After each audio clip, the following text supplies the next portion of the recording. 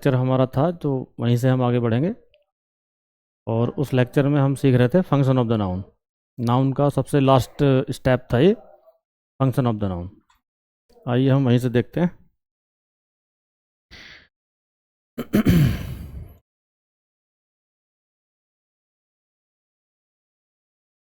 ये टॉपिक का नाम था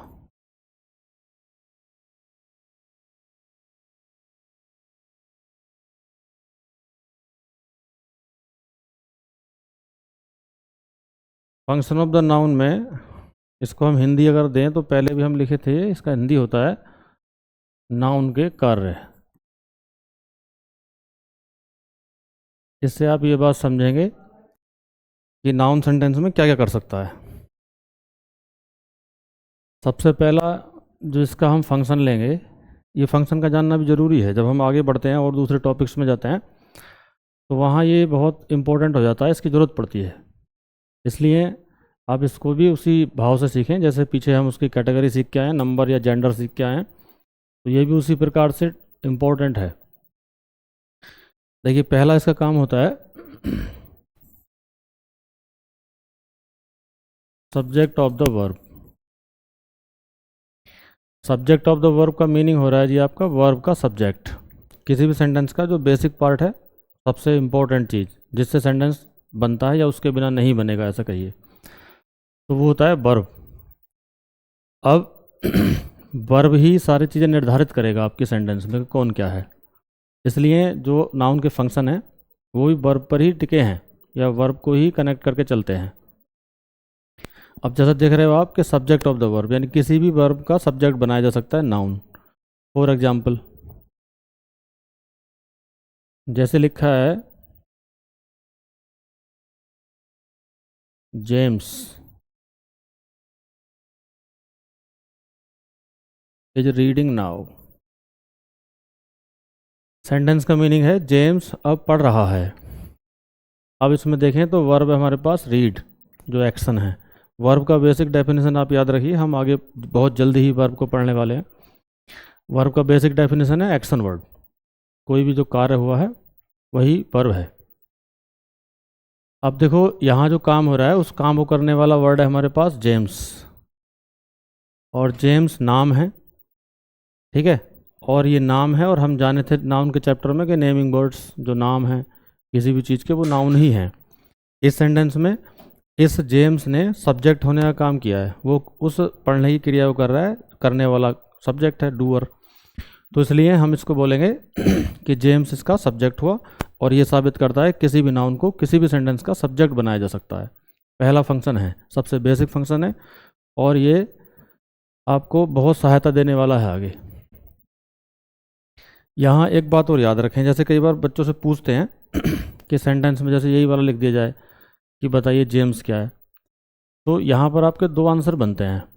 वैसे सवाल भी दो ही बनेंगे जब आंसर बनेंगे तो, लेकिन पहली बात यह है कि उसको समझें आप कि पूछा क्या जा रहा है। देखिए इसमें जो जेम्स है, अगर उसका पार्ट ऑफ स्पीच पूछा जाए तो पार्ट ऑफ स्पीच में तो वो नाउन है, ठीक है। लेकिन इस सेंटेंस में अगर उसका पोस्ट पूछा जाए, मीन्स मतलब किस पद पे है यहाँ पर, तो उसकी जो पद है वैल्यू है वो है सब्जेक्ट होने की।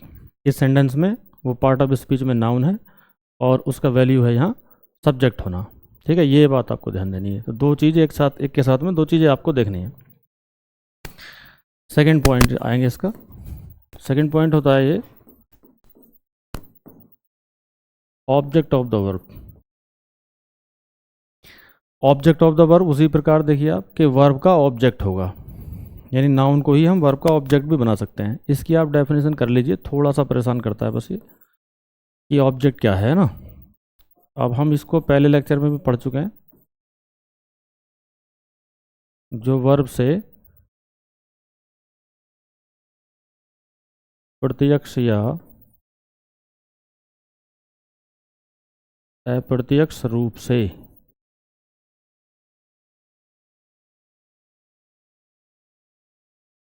प्रभावित हो, ये प्रभावित होने का मतलब समझ लेंगे आप, है ना। अभी बस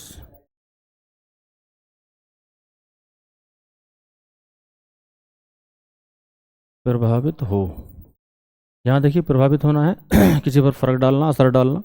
और प्रत्यक्ष अप्रत्यक्ष का मतलब होता है सीधे सीधे, और अप्रत्यक्ष का मतलब होता है किसी के थ्रू, या कोई उसमें डायरेक्ट इफेक्ट ना होकर किसी के थ्रू इफेक्ट होता है, तो हम उसे बोलते हैं प्रत्यक्ष प्रभाव। ठीक है, अब देखो मैं एक सेंटेंस से ये क्लियर कर दूंगा एकदम से। और जैसे सेंटेंस है आपका ये, एक सेंटेंस लिखा है, ही एट एन एप्पल। एक सेंटेंस लिखा है,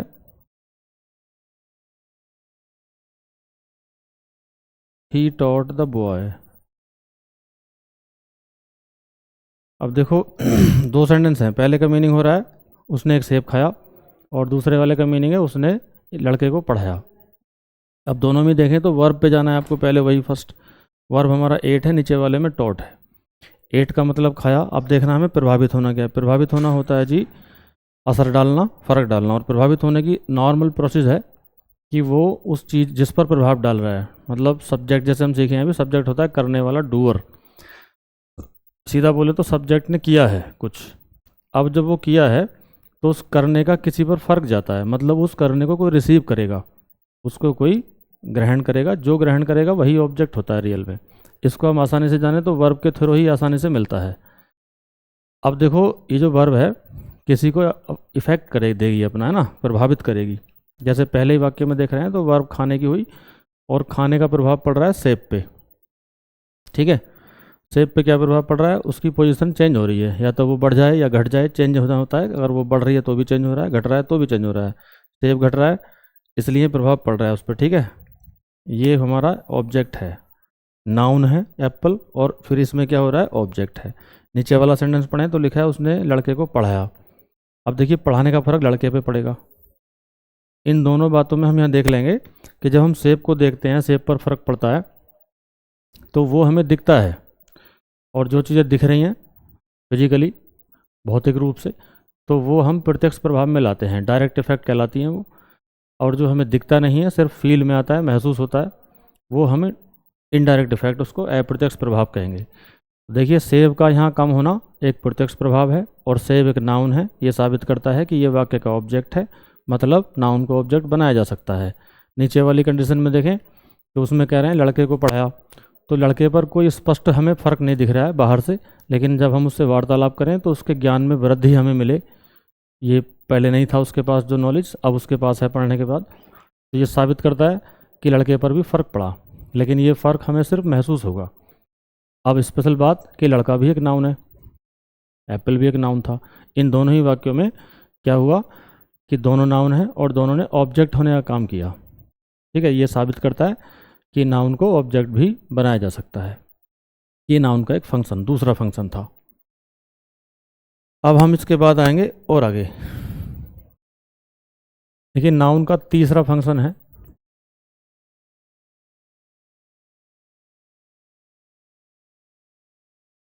complement of the verb.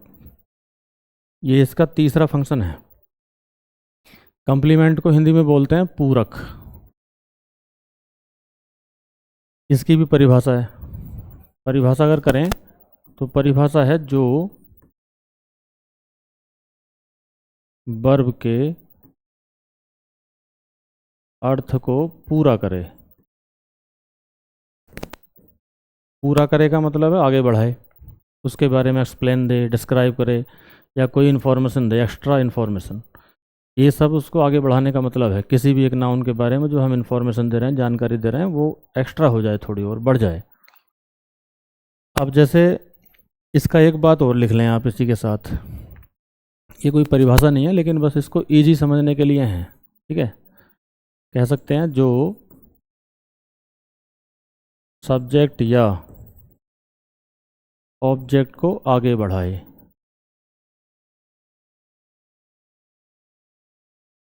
Subject के बारे में ही बताए या ऑब्जेक्ट के बारे में बताए, कंप्लीमेंट होगा।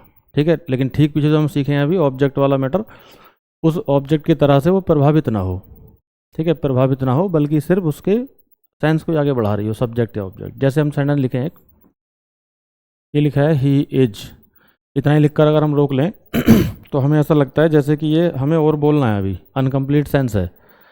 ठीक है, अब अनकम्प्लीट सेंस है, इसको पूरा करने के लिए थोड़ी देर के लिए सोचें कि कोई ऐसा वर्ड जो नाउन ना हो, हम इसे लिखें और पूरा कर दें। तो देखिए इस प्रकार का वर्ड नहीं होगा, है ना।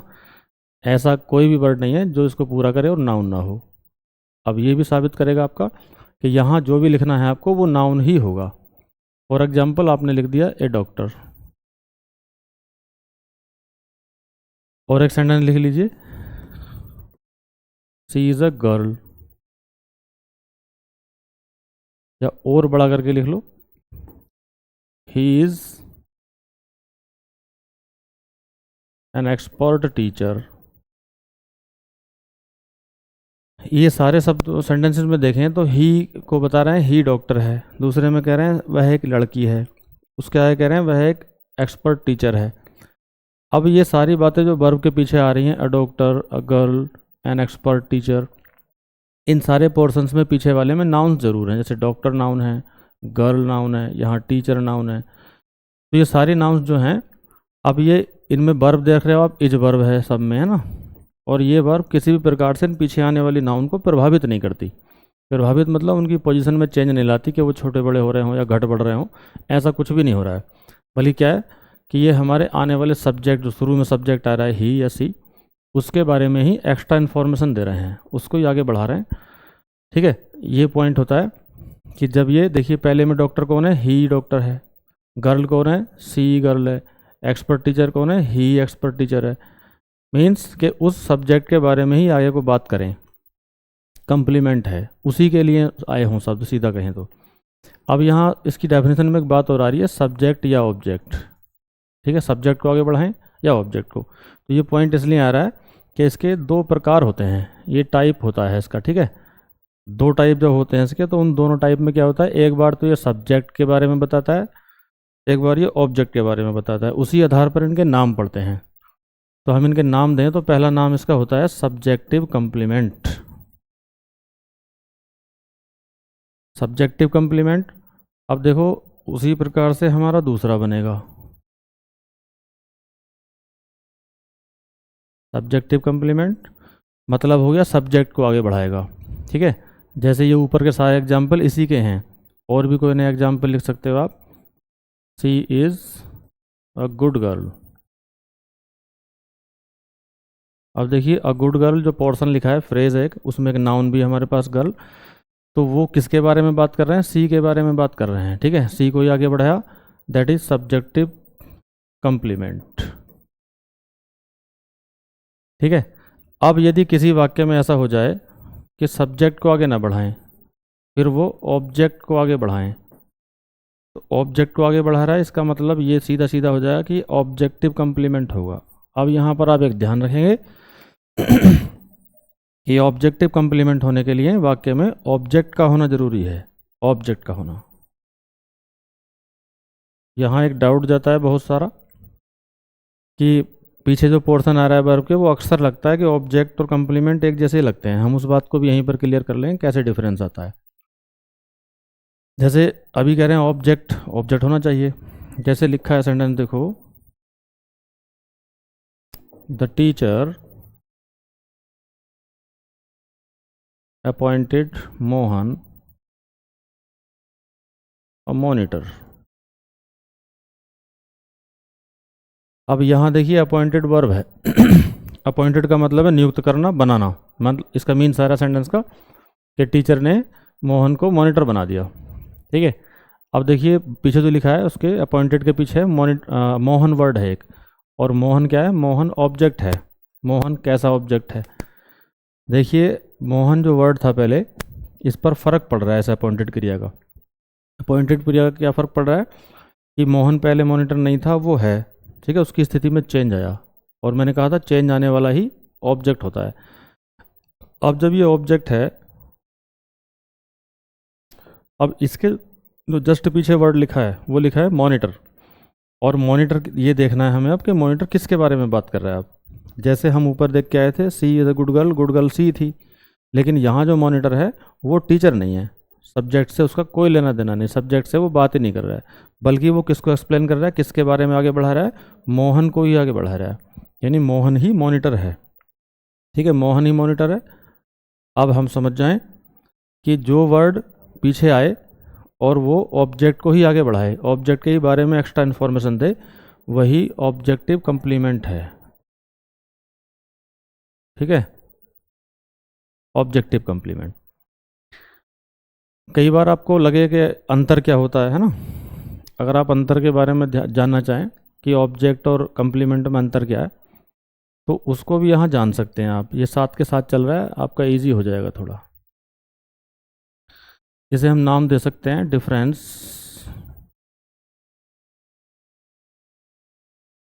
Between object and complement. अब देखिए डिफरेंस का करने का क्या पॉइंट है। डिफरेंस करने के लिए आपको दोनों के बारे में आना चाहिए पहले तो, कि दोनों होते क्या हैं। ये हम जान चुके हैं, ऑब्जेक्ट क्या होता है, जो वर्ब से प्रभावित होता है सीधे सीधे या किसी के थ्रू, और कॉम्प्लीमेंट क्या होता है, वो प्रभावित नहीं होता, सिर्फ सब्जेक्ट या ऑब्जेक्ट के मीनिंग को ही आगे बढ़ाता है, उसकी ही जानकारी को आगे ले जाता है। अब देखो सबसे बड़ा बेसिक अंतर है एक, जैसे हम एक सेंटेंस लिखे थे, ऊपर वाला सेंटेंस ले लो, वो आपको समझने में आसान रहेगा। ही एट एन एप्पल, ये लिखा था, एक लिख लिया था हमने, she is a good girl. ठीक है, अब इन दोनों में एक चीज़ आपको देखनी है कि जब भी पीछे कोई वर्ड आएगा, जैसे एप्पल है, वो क्रिया से प्रभावित हुआ है ना, ऑब्जेक्ट है, ये हम साबित कर चुके हैं पहले। अब यहाँ गुड गर्ल कौन है, गुड गर्ल सी है, तो ये कंप्लीमेंट हुआ था गर्ल। अब दोनों में डिफरेंस की अगर बात आए तो याद रखें कि ऑब्जेक्ट होने के लिए उसको सब्जेक्ट से डिफरेंट होना होगा, मतलब वो बिल्कुल उससे अलग कोई चीज़ होगी, उसके बारे में या उस जैसा उसका कोई कॉपी या कोई प्रतिनिधित्व वर्ड बिल्कुल नहीं होगा, वो उससे बिल्कुल अलग होगा, कोई डिफरेंट काइंड ऑफ थिंग। जैसे एप्पल और ही कभी एक नहीं हो सकते, कभी एक जाति के नहीं, एक कैटेगरी के नहीं है वो, ना ही किसी एक वर्ग में आते हैं ना। लेकिन यहाँ नीचे देखें तो सी और गर्ल क्या हो रहा है जी, सी और गर्ल एक ही चीज़ है, गर्ल ही सी है, सी ही गर्ल है। कॉम्प्लीमेंट होने के लिए दोनों को एक जैसा होना जरूरी होता है, और ऑब्जेक्ट होने के लिए दोनों को अलग अलग होना जरूरी होता है। ठीक है, अब तक हमने सीखा 3 पॉइंट हो गया, subject of the verb, object of the verb, और तीसरा है complement of the verb. Noun के ये स्टार्टिंग के 3 फंक्शन हैं, और इनको आप बहुत ज़्यादा देखेंगे, आगे ग्रामर आएगी तो ये बहुत इंपॉर्टेंट है तीनों। अब हम इसके आगे चलेंगे। ठीक है, इसके आगे और भी अच्छे अच्छे इसके फंक्शन हैं, देखें नेक्स्ट क्या है।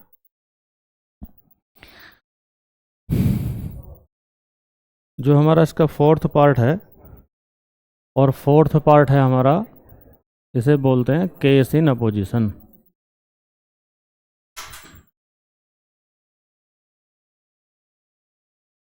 केस इन अपोजिशन, या इसको हम एक नाम और दे सकते हैं, नाउन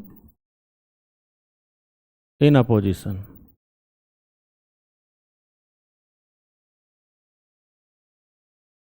केस इन अपोजिशन एक ग्रामर के टॉपिक का ही नाम है, और जो नाउन इन अपोजिशन है, ये मतलब एक ये दोनों का वैसे। अब देखो दोनों क्या हैं।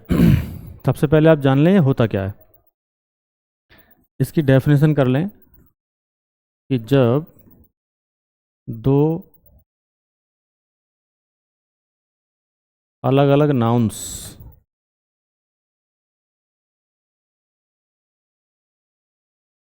किसी एक केस में आ जाएं, मतलब हो गया कि दो, मान लीजिए आपके पास 2 नाउन्स हैं, आप पीछे पढ़ के आए हैं, नाउन 5 प्रकार की थी, उसी में से कोई सी भी 2 नाउन आ जाएं अलग अलग कैटेगरी की, और केस में एक में आ रही हैं। केस का मतलब होता है, इंग्लिश में 3 केस होते हैं, सब्जेक्टिव केस, ऑब्जेक्टिव केस और पॉजेसिव केस। तो इन तीनों केसों में से किसी एक केस में जब नाउन चली जाती है और 2 अलग अलग कैटेगरी के नाउन्स हों आपस में, तो उन दोनों के रिलेशन को ये बोला जाता है केस इन अपोजिशन। और ये साबित करता है कि ये नाउन का एक काम है। जैसे हम एक सेंटेंस लिखें, हरी आवर कैप्टन मेड 50 रन्स। इस सारे सेंटेंस को देखें तो इसका मीनिंग है हरी हमारे कप्तान ने, या कहिए हमारे कप्तान हरी ने, ये भी इसका लॉजिकल मीनिंग है कि हमारे कप्तान हरी ने 50 रन बनाए। अब इस सेंटेंस को डिवाइड करें तो देखो ये मेड वर्ब है, ठीक है।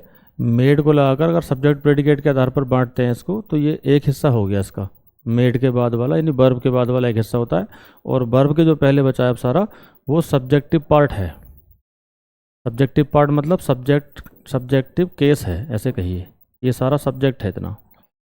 परिभाषा कह रही है कि जब दो अलग अलग नाउन्स किसी एक केस में आ जाएं, केस मतलब सब्जेक्टिव केस में चले जाएं, ऑब्जेक्टिव केस में चले जाएं, लेकिन सबसे पहले चेक करना होगा कि वो दो नाउन्स अलग अलग हैं कि नहीं। देखिए पहले सेंटेंस जो पहला हिस्सा है हमारा, इसमें दो नाउन हमें दिख रहे हैं, एक हमें हरी दिख रहा है और एक हमें कैप्टन दिख रहा है। अगर हम स्टार्टिंग की नॉलेज के आधार पर दोनों को डिवाइड करें, अलग अलग करें, तो हरी क्या है, हरी हमारा एक प्रॉपर नाउन है, हम पहले इसको क्लियर कर चुके हैं, हरी एक प्रॉपर नाउन है। और दूसरा वाला जो कैप्टन है, कैप्टन क्या है, वो एक कॉमन नाउन है, ठीक है। कैप्टन कॉमन नाउन है, हरी एक हमारा प्रॉपर नाउन है, दोनों अलग अलग कैटेगरी के हो गए। अब लेकिन दोनों ही क्या कर रहे हैं, दोनों एक केस में आ रहे हैं, और वो केस क्या है, सब्जेक्टिव केस है, ठीक है। जब भी कभी नाउन्स इस प्रकार का फॉर्मेशन बनाती हैं ये कि अलग अलग कैटेगरी की हैं और वो किसी एक ही फंक्शन एक ही केस में आ रही हैं, तो तब उनका फंक्शन ये होता है, ठीक है, ये वाला। केस इन अपोजिशन नाम देते हैं उसको, या noun in phrase in opposition भी इसका नाम होता है, और नाउन इन अपोजिशन भी इसका मतलब होता है। अपोजिशन कहते हैं पास पास लाने को। तो ऐसी कैटेगरी में क्या होती है, दो अलग कैटेगरी की नाउन आपस में बिल्कुल करीब आ जाती हैं, और जब बहुत करीब बिल्कुल आ गई हैं तो उनका ये नाम पड़ जाता है। इससे हम साबित कर सकते हैं कि नाउन का ये एक काम है और वो अपोजिशन में रखी जा सकती है, ठीक है। चौथा काम हो गया उसका ये। अब इसके हम अगले काम पे आए। देखिए पांचवा काम है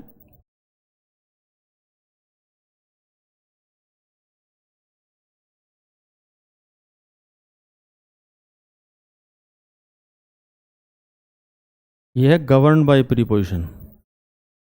गवर्न बाय प्रीपोजिशन, इसको हम एक नाम से और जानते हैं, ठीक है, और वो होता है ऑब्जेक्ट ऑफ द प्रीपोजिशन।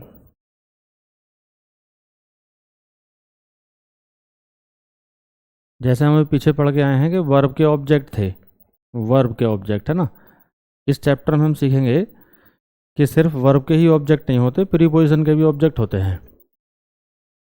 इससे हम गवर्न को देखिए, है ना, गवर्न जो वर्ड लिखा है गवर्न बना है गवर्नमेंट से, और गवर्नमेंट का मतलब आप जानते होंगे ना, गवर्नमेंट कहते हैं सरकार को। तो सरकार का मतलब अगर हम उससे क्रिया बनाए हैं तो मतलब यह है कि अधिकार में हम किसी के, जैसे हम सब सरकार के अधिकार में हैं, अधीन काम करते हैं उसके नियमों के अकॉर्डिंग चलते हैं। तो यहाँ जो गवर्न वर्ड है वो है शासित या अधिकार में होना किसी के, और उसके पीछे लिखा है गवर्न बाय प्रीपोजिशन, मतलब हो रहा है कि प्रीपोजिशन के अधिकार में चलती है कौन, नाउन नाउन। क्यों, क्योंकि हम नाउन के फंक्शन पढ़ रहे हैं, तो नाउन के फंक्शन में ये भी एक काम जुड़ जाएगा कि उसको किसी न किसी प्रीपोजिशन के पीछे भी रखा जा सकता है, और उस दशा में जब वो नाउन के पीछे रखा जाता है तो उस समय वो ऑब्जेक्ट कहलाता है प्रीपोजिशन का। लेकिन अगर ऐसा नहीं है तो फिर वो ऑब्जेक्ट होता है वर्ब का, ठीक है। दो प्रकार के ऑब्जेक्ट होते हैं एक ही सेंटेंस में, कि प्रीपोजिशन का ऑब्जेक्ट होता है और एक होता है वर्ब का ऑब्जेक्ट। देखें कैसे होता है ये। इसका देखिए एग्जाम्पल है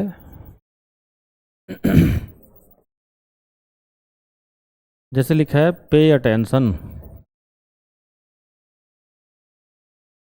pay attention to the teacher. मतलब हुआ कि टीचर की बात पर ध्यान दो, या ध्यान दीजिए, सुनिए, ऐसे भी कह सकते हैं, टीचर को सुनो।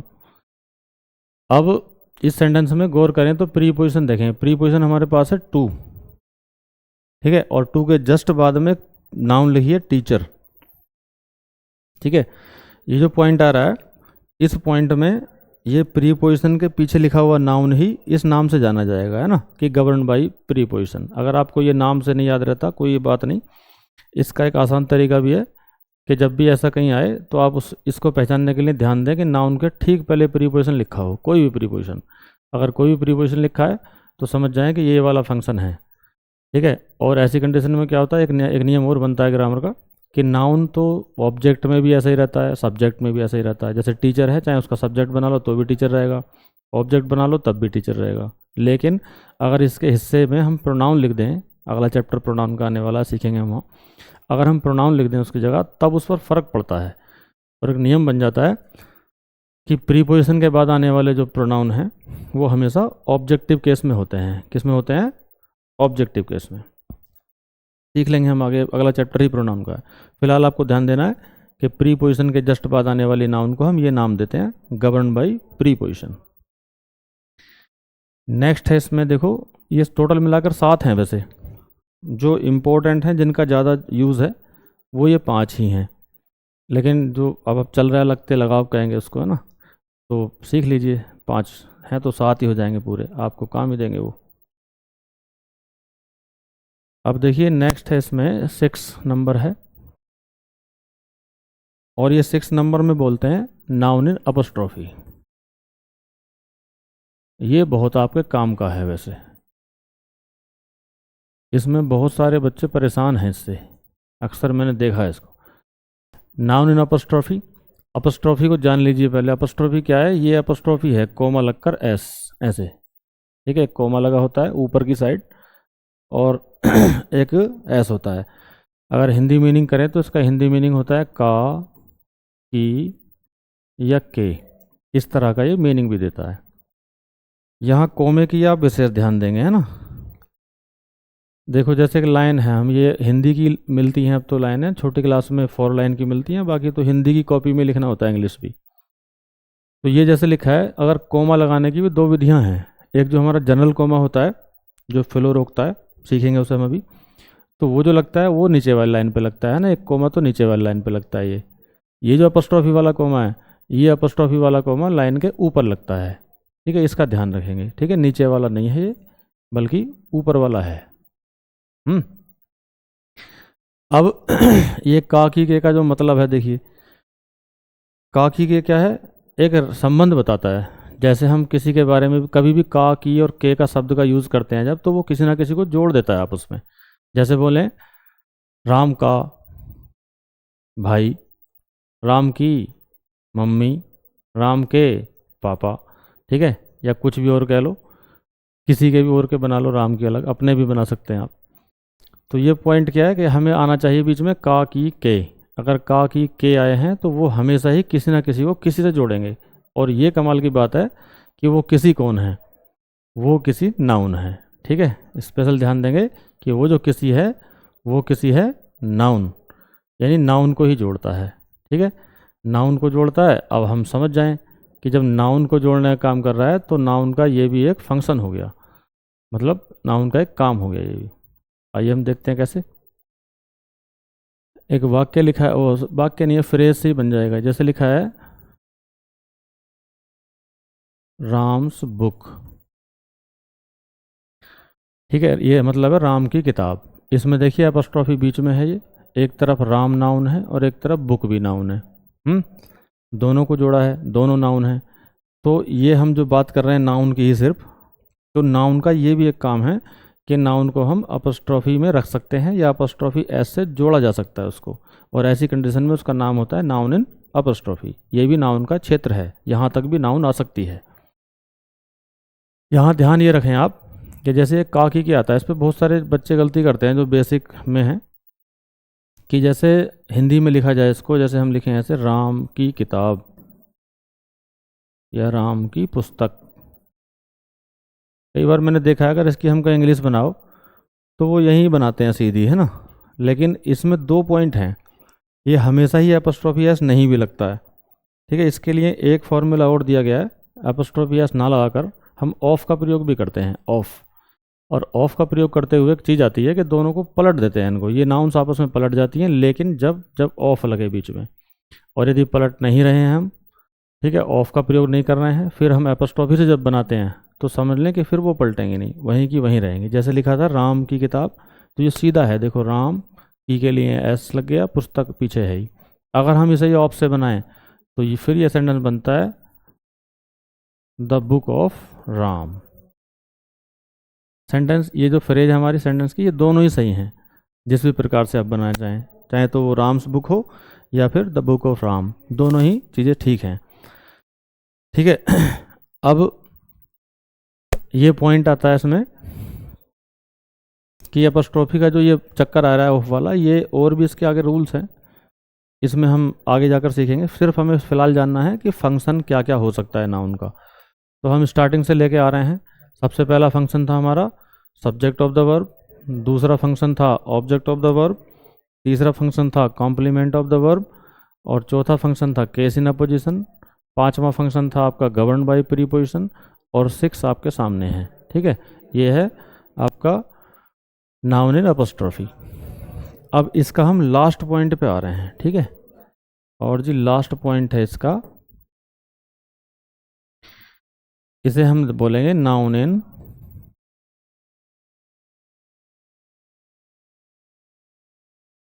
Vocative case. ये पॉइंट है इसका वोकेटिव। अब देखिए वोकेटिव जो वर्ड है वो एक वर्ब होती है वोकेट, इस वोकेट वर्ब से बना है। वोकेट का हिंदी मतलब होता है संबोधन करना। ठीक है, जो वोकेट क्रिया है इसका मतलब होता है संबोधन, और संबोधन को नॉर्मल शब्दों में बोलते हैं किसी को पुकारना, किसी को आवाज़ लगाना। ठीक है, यहाँ एक बात समझ के चलेंगे आप कि जब हम किसी को पुकारते हैं या किसी से कोई बात करना चाह रहे हैं, मान लीजिए कुछ हम कहना चाहते हैं किसी से, अपने साथी से, और वो हमारी तरफ इंडिकेटेड नहीं है, मतलब नहीं देख रहा है हमारी तरफ, किधर और देख रहा है, तो उससे बात करने से पहले क्या होगा, हम उसको पुकारेंगे। और पुकारने में क्या यूज़ कर सकते हैं हम, उसका नाम या उसका सरनेम, जो भी उसका कोई आपने रख रखा हो सकता है। तो ये दोनों ही चीज़ें एक ही हैं, चाहे हम उसका नाम लें चाहे उसका सरनेम यूज़ करें। कई बार चिड़ भी बना रखते हैं उस चीज़ से, वो भी उसका सरनेम है तो वो भी उसका प्रॉपर वर्ड ही है, उसी के लिए है और किसी की नहीं है। ठीक है, खास बात जो होती है वो प्रॉपर वर्ड। तो जब हम किसी को पुकारते हैं, मतलब बात करने के लिए पहले बुलाना ही होगा, इंडिकेट करना होगा उसको अपनी तरफ। अब जो ये इंडिकेशन है, ये इंडिकेशन का जो पॉइंट है यही हमारा वोकेटिव कहलाता है, और इसमें काम किसका आता है, नाउन का ही इसमें काम आता है, यानी नाउन ही इसमें अपना योगदान देता है। नाउन का ये अंतिम फंक्शन है। कैसे, देखो ये थोड़ा जादुई भी है, गौर से देखेंगे थोड़ा। एक सेंटेंस लिखा है सेंटेंस है बॉयज प्ले अ मैच।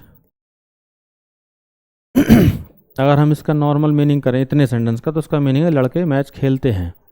एक कॉमन सेंटेंस है, मतलब एक आम बात है, लड़के खेलते हैं मतलब जनरल खेलते ही हैं। ठीक है, सामान्य बात है। अब यहाँ प्रेजेंट इंडेफिनिट का टेंस बना है और साधारण वाक्य है लड़के मैच खेलते हैं। हम इसमें थोड़ा सा डिफरेंट अगर लाएं, देखिए डिफरेंस करके क्या करें कि हम इसमें छोटा सा कोमा लगा दें एक। अब ये पॉइंट याद रखें जो हमने ऊपर समझाया था अभी, कि ये ऊपर वाला कोमा जो होता है अपस्ट्रॉफी का है, और बाकी सिंगल कोमा अगर कहीं भी आता है तो वो नीचे आता है। ठीक है, अपस्ट्रॉफी का कोमा ऊपर आता है या शॉर्ट फॉर्म का कोमा भी ऊपर आता है कई बार, लेकिन जो सेंटेंस के फ्लो को रोकने के लिए है वो हमेशा नीचे ही आएगा। अब यहाँ देखो ये कोमा आ गया जी नीचे। ठीक, अगर तुम्हें ये ऐसा लगता है कि कोमे की हम बात समझ नहीं पा रहे हैं, तो मैं एक बहुत अच्छा आपको ट्रिक बता सकता हूँ कोमे को समझने के लिए। ठीक है, आइए हम यहाँ थोड़ा साइड से देख लेंगे, और ये बड़ा ही इम्पोर्टेंट पॉइंट है। देखिए ये ग्रामर की चीज़ें हैं, ये है कोमा है, एक होता है हमारा सेमी कॉलन, और एक होता है फुल स्टॉप। ये ऊपर वाला कोमा है, बीच में सेमी कॉलन है, नीचे है फुल स्टॉप। इंग्लिश में बोल रहे हैं, हिंदी में इनके नाम रखें तो हिंदी में इसे बोलते हैं अल्प विराम। अल्प विराम, इसे बोलते हैं लघु विराम या अर्ध विराम भी कहते हैं। ठीक है, अर्ध विराम या लघु विराम।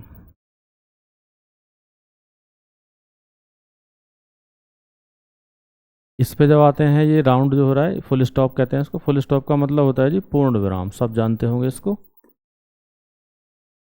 अब देखो ये जो तीनों चीज़ें हैं, इन तीनों में कॉमन बात देख रहे हो आप, विराम है ना, विराम सब में आ रहा है।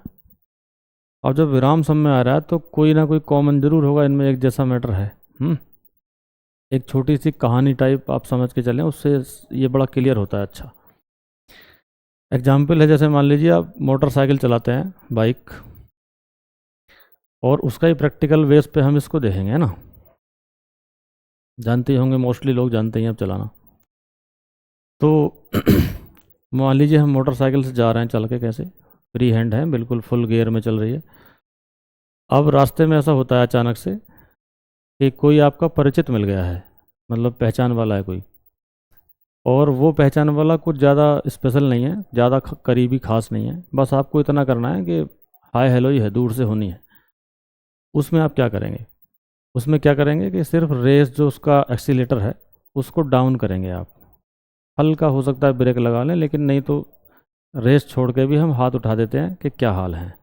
ठीक है, उधर से भी कह दिया सामने वाले ने क्या हाल है, बस जी, फिर हमने एक्सीलेटर दबा दिया, चल पड़े। ठीक, एक तो हुआ हमारा ये। अब देखो सेकंड पॉइंट पे आओ, फिर से जा रहे हो एक बार, फिर ऐसे ही, फिर फ्री माइंड फुल गियर में। ठीक है, अब की बार फिर कोई परिचित मिले हैं, और ये परिचित जो हैं पहले वाले से कहीं कुछ घने हैं, मतलब खास हैं अब की बार कुछ। अब लेकिन इतने भी खास नहीं है कि मतलब स्पेशल ही हैं, बिल्कुल घर के ही हों। अब हमने क्या किया, जब ज़्यादा हैं थोड़े से पहले से, तो फिर क्या हुआ, एक्सीलेटर कम हुआ, ब्रेक लगा हल्का, क्लच दबा, ठीक है, और हमने पैर भी टिका लिया ज़मीन पर, मतलब बाइक रुक गई है, लेकिन इंजन स्टार्ट है। कमाल की बात है, आपने गियर नहीं निकाले हैं, क्लच दबा है, एक्सीलेटर को कम किया है बस, और गियर नहीं निकला है, स्टार्ट है। मतलब कहने का क्या है, आप किसी भी समय चल सकते हैं, किसी भी समय, मतलब बात हो रही है, लेकिन किसी भी समय आप आगे चल सकते हैं। ये हुआ एक। अब फिर आप तीसरी बार जा रहे हैं, लास्ट है, अब ज़्यादा बार नहीं जाएंगे, तीसरी बार जा रहे हैं, और अब की बार क्या है, जो आपका परिचित है वो बहुत ही घनिष्ठ है, और इतना घनिष्ठ है कि साहब आपको गले ही मिलना पड़ेगा। ठीक है, अब फिर आप वही पहले वाला ही सेम प्रोसेस, फ्री माइंडेड जा रहे हैं फुल गियर में, रास्ते में वो खड़े हैं, आपको दिखाई दिया, और देखने के बाद फिर सारा प्रोसेस वही आएगा, एक्सीलेटर कम हुआ, क्लच दबा, ब्रेक लगा, है ना। लेकिन अब की बार क्या है, आपने स्टैंड भी लगाया है और इंजन को भी ऑफ़ कर दिया है। ठीक है, ऑफ़ कर दिया है। अब उतर कर आप उससे गले मिल रहे हैं। ठीक, मिलाप हो गया। मिलाप होने के बाद जब आप चलेंगे, अब जब चलेंगे तो सारा कुछ आपको नए सिरे से शुरू करना होगा, स्टार्ट करना होगा, फिर से स्टार्ट करना, गियर लगाना, सारी चीज़ें नई करनी होंगी। ठीक है, तो हमने जो 3 पॉइंट ये सीखे, पहले वाले पॉइंट में क्या था, सिर्फ एक्सीलेटर डाउन किया, हल्का सा फ्लो आया, लेकिन आपकी गति में ठहराव आया। सेकंड वाले में क्या हुआ था कि और रुके हम, लेकिन पूर्ण रूप से रुके नहीं थे। और थर्ड वाले पॉइंट पे क्या है, हमने सारा कुछ ही बंद कर दिया। ठीक, तो ये जो हमने 3 फ्लो चेक किए, इन 3 फ्लो से हम ये आपके जो विराम चिन्ह लगे हैं सामने, इनको जान सकते हैं ना। आइए देखिए, पहला लिखा है कोमा, ये वही कोमा है, ठीक है, जिसमें आपने सिर्फ क्या किया था, एक्सीलेटर डाउन किया है बस, है ना, और कुछ भी नहीं किया है। एक्सीलेटर डाउन किया है और चल रहे हैं, हम रुके नहीं हैं। जब भी आप किसी वाक्य में कोमे को लगाते हैं तो वहाँ कोमा लगाने से वो ख़त्म नहीं हो जाता है वाक्य, सिर्फ हल्का सा फिल हो जाता है, मतलब डाउन जाता है हल्का सा। इसके बाद जो अगला देख रहे हो सेमी कोलन है, और अर्धविराम कह रहे हैं उसको। तो ये अर्धविराम पे क्या होता है, थोड़ा सा और रुक गए होते हैं। इसका विशेष ध्यान रखें कि जो ये है, ये ग्रामर में बहुत कम यूज़ में है, ग्रामर में।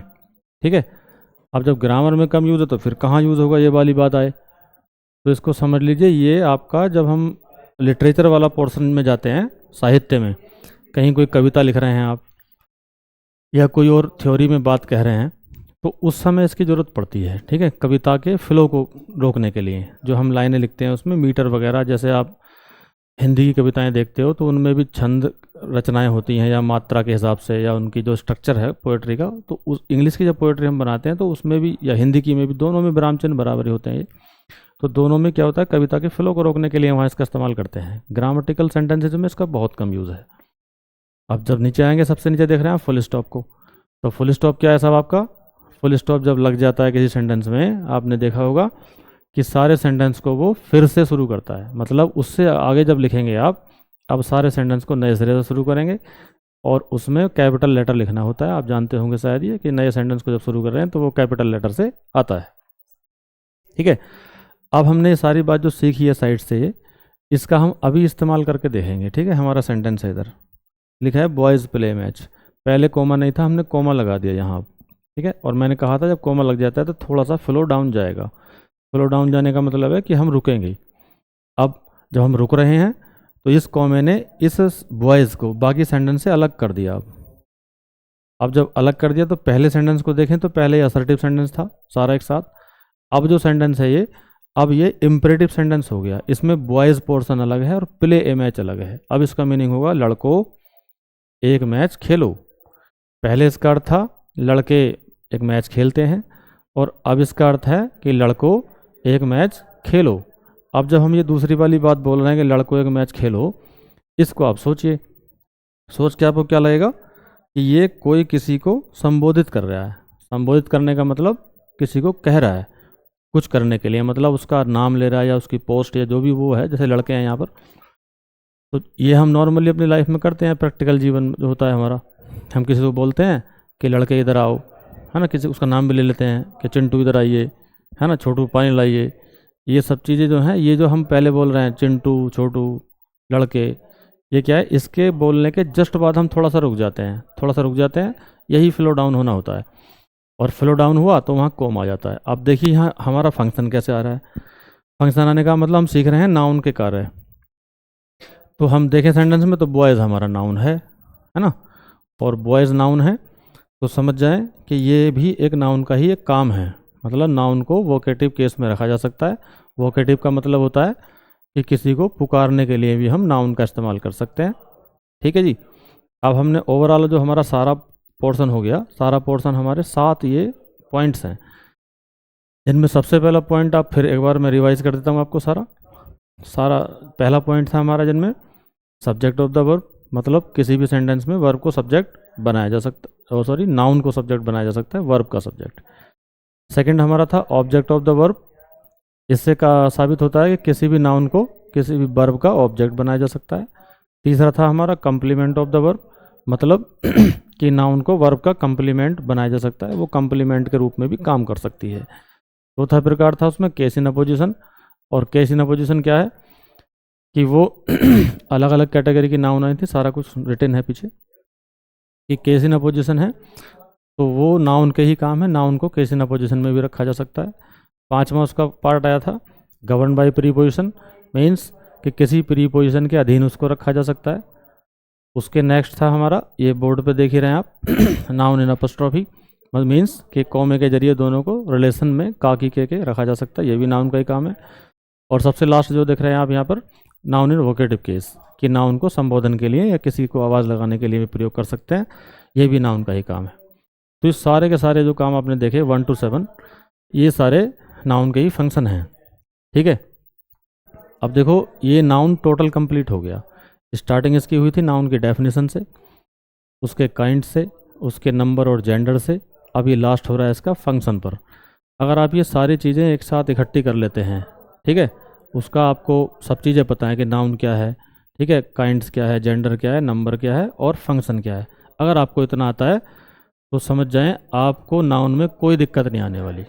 नाउन से रिलेटेड कोई भी अगर आपका सवाल आता है या ये मानिए कि नाउन से कनेक्टेड कोई भी बात आपसे पूछी जाएगी तो आप उसको सॉल्व कर सकते हैं, है ना, किसी बिना किसी प्रॉब्लम के, बहुत इजीली। अब हम जो आगे इसके बढ़ेंगे वो नाउन से अगले चैप्टर्स आएंगे, और ये मान के चलें आप कि नाउन सबका आधार है।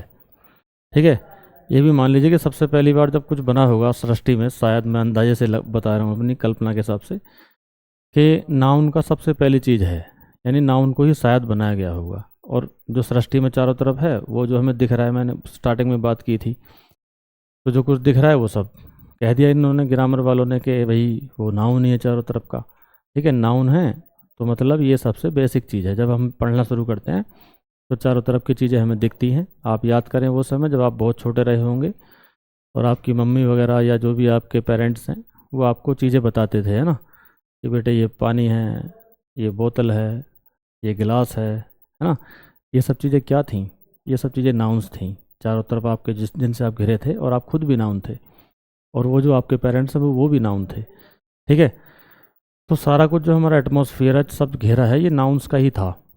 अब जो पार्ट्स ऑफ स्पीच हमारे आगे आएंगे वो इस नाउन से और आगे को चलेंगे। ठीक है, पहला हमारा जो बेसिक आधार था ये वो नाउन का था, नाउन से आगे को अब हम आगे बढ़ेंगे। ठीक है, मैं उम्मीद करता हूँ कि आप सबको ये अच्छा लगा होगा और इससे आप बेहतर लाभ उठाएंगे। और जैसा कि मैंने पिछले लेक्चर में भी कहा था कि अगर आपकी कोई समस्या है तो उसको हम तक पहुंचाएं ज़रूर। और जो भी आप YouTube के ज़रिए या चैनल के माध्यम से आप देखते हैं और जो भी वीडियोस आप तक पहुंच रही हैं, आप उस पर कमेंट कर सकते हैं। नीचे कमेंट बॉक्स भी आता है, आप सब जानते ही हैं। और जैसा आपको लगता है हमें प्रतिक्रिया दें, हम आपके रेस्पॉन्ड का इंतज़ार में रहते हैं। चाहे वो शिकायतें हो सकती हैं, अगर आप शिकायतें भी करेंगे तो हम उनको दूर करेंगे और आपको बेहतर जो स्टडी मटेरियल है वो आपको हम प्रोवाइड कराएंगे। ये कमिटमेंट के साथ हम आज की क्लास को ख़त्म करते हैं। Have a nice day, thank you.